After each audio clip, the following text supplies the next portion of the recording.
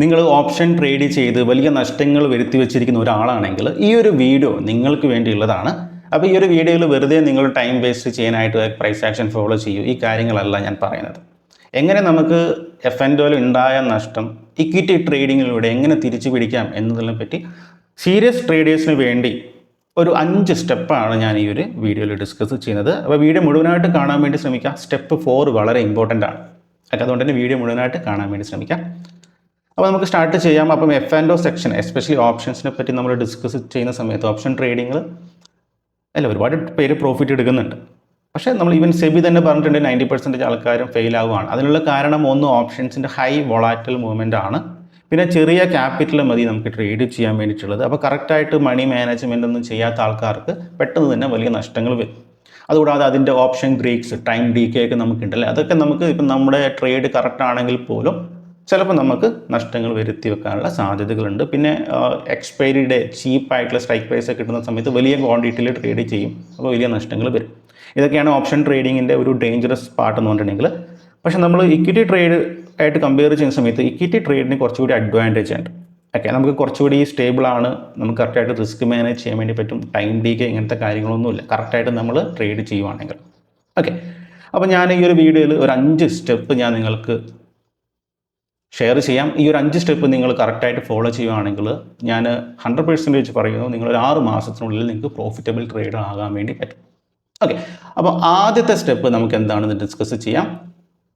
So ആദ്യത്തെ step, അപ്പോൾ ഈ ഒരു വീഡിയോയിൽ പറയുന്ന കാര്യങ്ങളൊക്കെ എൻ്റെ പേഴ്സണൽ എക്സ്പീരിയൻസ് ആണ്. ഓക്കെ, ആദ്യത്തെ സ്റ്റെപ്പ് എന്ന് പറഞ്ഞിട്ടുണ്ടെങ്കിൽ നിങ്ങൾ ചെയ്യേണ്ടത് നിങ്ങളുടെ ബ്രോക്കേഴ്സിൻ്റെ ബാക്ക് ഓഫീസിൽ പോയിട്ട് F&O സെഗ്മെൻറ്റ് ഡിസേബിൾ ചെയ്യുക എന്നുള്ളതാണ് ഫസ്റ്റ് സ്റ്റെപ്പ്. നിങ്ങൾ സെറോദ ആയിക്കോട്ടെ, ഫയേഴ്സ് ആയിക്കോട്ടെ, തന്നെ ആയിക്കോട്ടെ, ഏത് ബ്രോക്കർ ആണെങ്കിലും ബാക്ക് ഓഫീസ് സെറ്റിങ്സിലോട്ട് പോകുക, F&O സെക്ഷൻ പോയിട്ട് ഡിസേബിൾ ചെയ്യുക. കാരണം നമ്മൾ ഇക്വിറ്റി ട്രേഡിംഗ് ഒക്കെ സ്റ്റാർട്ട് ചെയ്ത് ചിലപ്പോൾ എന്തെങ്കിലും തരത്തിലുള്ള ലോസുകൾ വരുന്ന സമയത്ത് നമ്മൾ നേരെ ഓപ്ഷൻസിലോട്ട് പോകും, റിവഞ്ച് ട്രേഡ് ചെയ്യാൻ വേണ്ടിയിട്ടുള്ളത്. ഓപ്ഷൻസിൽ കാരണം നമ്മൾ വിചാരിക്കും ഓക്കെ പെട്ടെന്ന് ഇക്വിറ്റിയിൽ ഉണ്ടായ ട്രേഡ് ഒരു ട്രേഡിൽ എനിക്ക് റിക്കവർ ചെയ്യുന്ന രീതിയിൽ പോയിട്ട് വലിയ ക്വാണ്ടിറ്റിയിൽ പോയിട്ട് ഓപ്ഷൻസിൽ ചെയ്യും, നഷ്ടങ്ങൾ വരുത്തി വെച്ചിരിക്കും.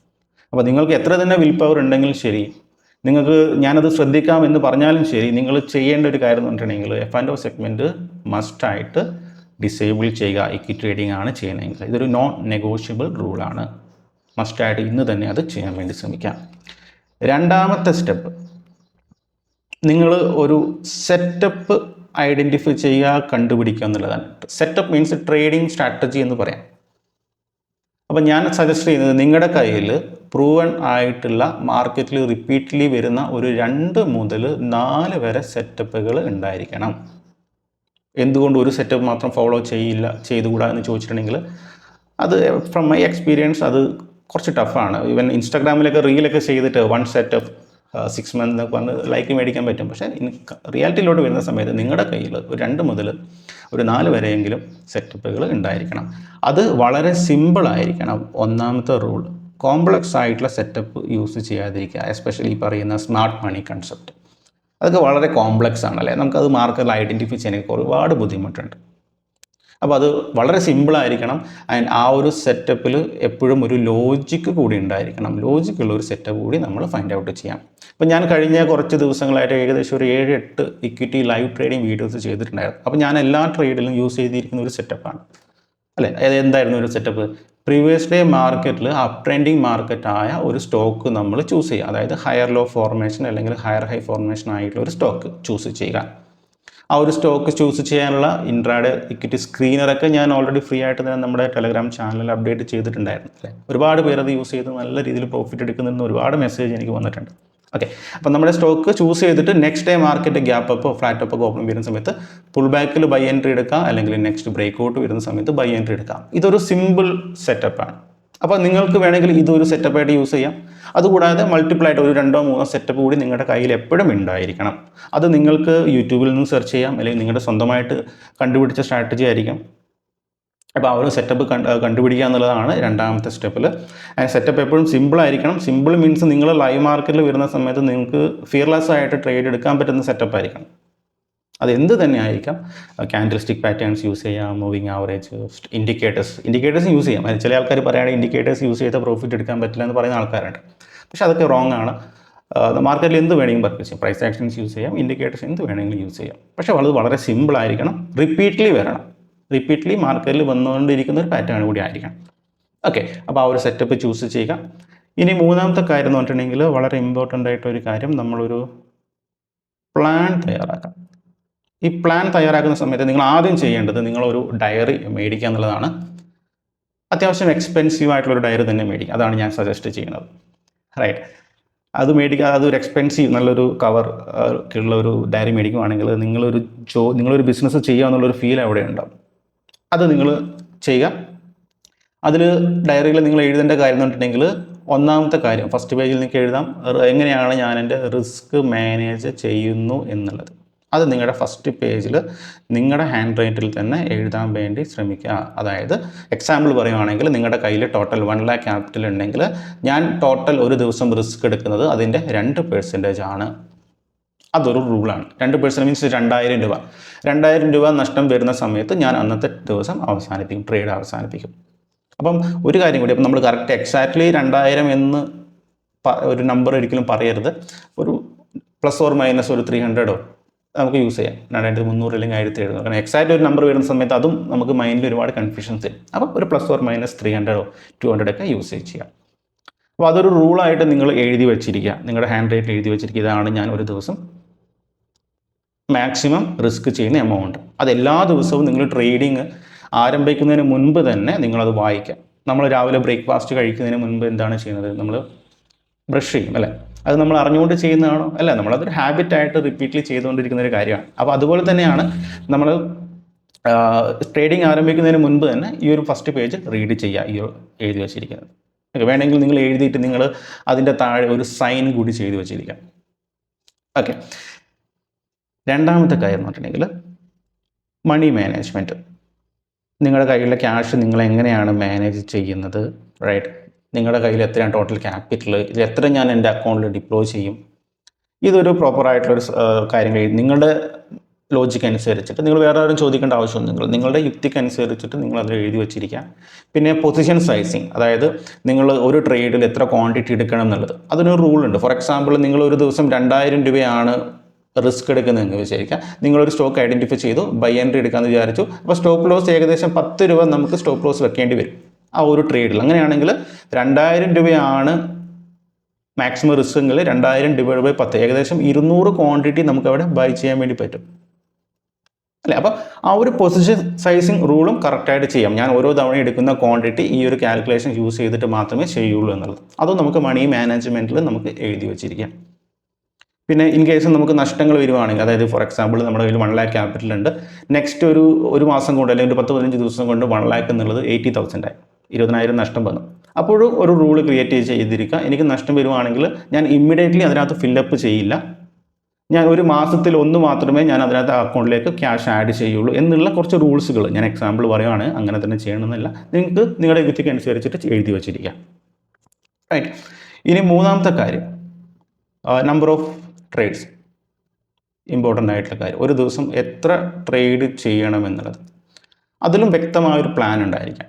നിങ്ങൾക്ക് ഒരു ദിവസം ഒരു ട്രേഡ് എടുക്കാം, അല്ലെങ്കിൽ 2 ട്രേഡ് എടുക്കാം, 3 ട്രേഡ് എടുക്കാം, അതിൽ കൂടേണ്ട ആവശ്യമില്ല. 3 ട്രേഡ് മാക്സിമം. ഒരുപാട് ട്രേഡുകൾ വരുന്ന സമയത്ത് അവിടെ ഒരുപാട് മിസ്റ്റേക്കുകൾ ചെയ്യും. അപ്പോൾ മാക്സിമം ഒരു ദിവസം 3 ട്രേഡ് മാക്സിമം.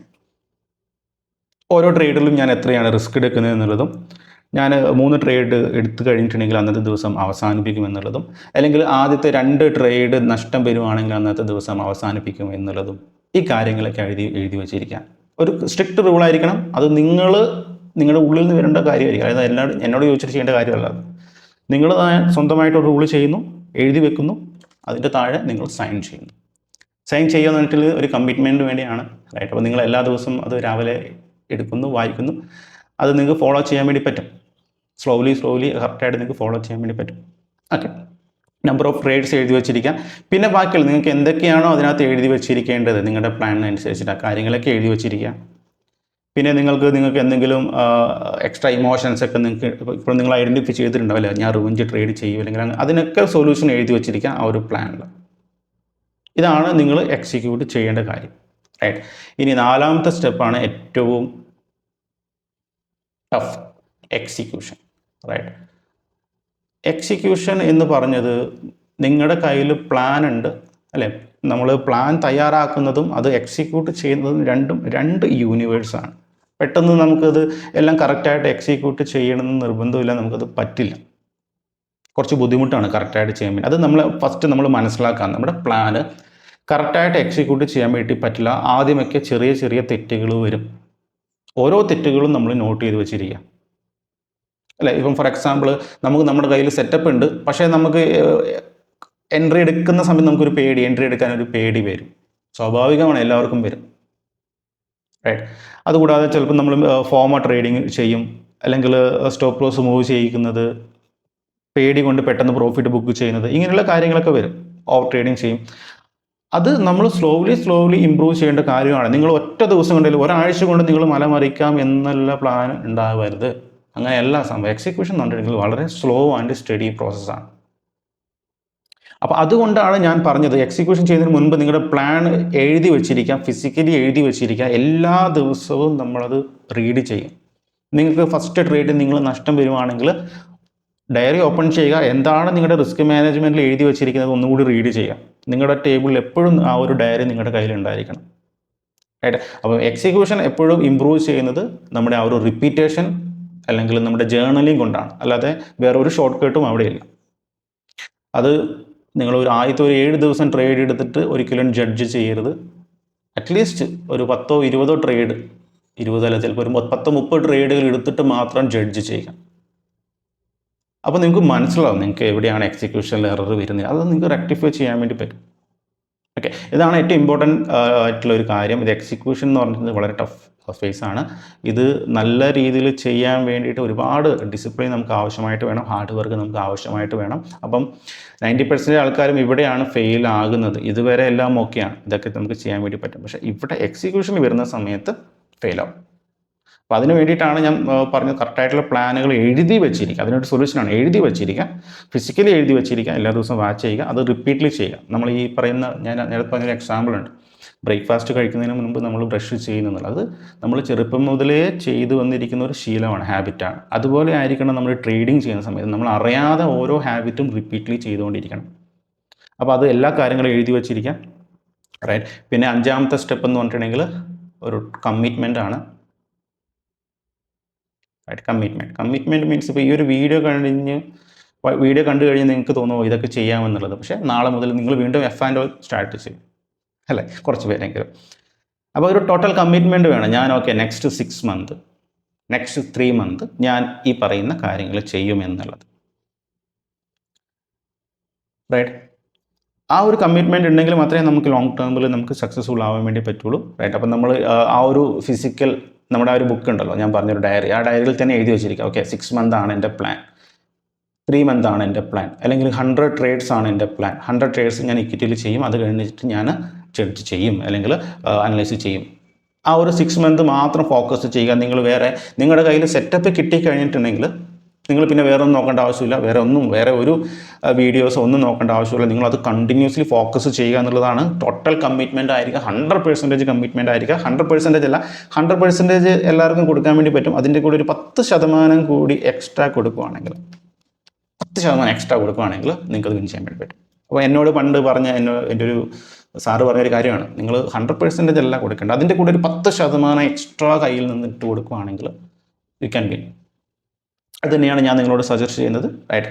അപ്പം നിങ്ങൾ ഈ കാര്യങ്ങൾ കറക്റ്റായിട്ട് ഫോളോ ചെയ്യുകയാണെങ്കിൽ നിങ്ങൾ കറക്റ്റായിട്ട് ഈ പറയുന്ന നഷ്ടങ്ങളൊക്കെ വന്നിട്ടുണ്ടെങ്കിൽ അതൊക്കെ തിരിച്ചു പിടിക്കാൻ വേണ്ടി പറ്റും. ഓപ്ഷൻ ട്രേഡിങ്ങിൽ ഞാൻ നേരത്തെ ഓപ്ഷൻ ട്രേഡിങ് കുറച്ച് ഡിഫിക്കൽട്ടാണ്. നമുക്ക് നല്ല എക്സ്പീരിയൻസ് വേണം. ഈവൻ എക്സ്പീരിയൻസ് ട്രേഡേഴ്സ് പോലും പലപ്പോഴും ഫെയിൽ ആവാറുണ്ട്, റൈറ്റ്? പക്ഷേ ഇക്വിറ്റിയിൽ വരുന്ന സമയത്ത് നിങ്ങൾക്ക് ഒരുപാട് അഡ്വാൻറ്റേജ് ഉണ്ട്. നിങ്ങൾക്ക് കറക്റ്റായിട്ട് മാനേജ് ചെയ്യാൻ വേണ്ടി പറ്റും, എസ്പെഷ്യലി റിസ്ക് ഒക്കെ മാനേജ് ചെയ്യാൻ വേണ്ടി പറ്റും. ഒരു പ്രോപ്പർ ബിസിനസ് എന്ന രീതിയിൽ നിങ്ങൾക്ക് ഇതിനെ മുൻപോട്ട് കൊണ്ടുപോകാൻ വേണ്ടി പറ്റും. ഓക്കെ, അപ്പോൾ ഞാൻ പറഞ്ഞിരിക്കുന്ന ഈ 5 കാര്യങ്ങൾ ജസ്റ്റ് ഫോളോ ചെയ്യുക. എസ്പെഷ്യലി നിങ്ങൾ ഇക്വിറ്റി ട്രേഡിംഗ് ഞാൻ ആരും ഫോഴ്സ്ഫുള്ളി സ്റ്റാർട്ട് ചെയ്യാനൊന്നും പറയുന്നില്ല, നിങ്ങൾക്ക് താല്പര്യം ഉണ്ടെങ്കിൽ ചെയ്യാം. ബട്ട് ഞാൻ പറഞ്ഞോളൂ, ഞാൻ പറഞ്ഞ 5 കാര്യങ്ങൾ നിങ്ങൾ ചെയ്യുവാണെങ്കിൽ നെക്സ്റ്റ് 6 മന്ത് കൊണ്ട് നിങ്ങൾക്ക് പ്രോഫിറ്റബിൾ ആകാൻ വേണ്ടി പറ്റും, 100% എനിക്ക് ഉറപ്പുണ്ട്. ഓക്കെ ഗൈസ്, അപ്പോൾ എന്തായാലും ഈ ഒരു വീഡിയോ ഇഷ്ടപ്പെടുന്നു വിചാരിക്കുന്നു. സോ പുതിയൊരു വീഡിയോ ആയിട്ട് നമുക്ക് കാണാം. So bye, thank U.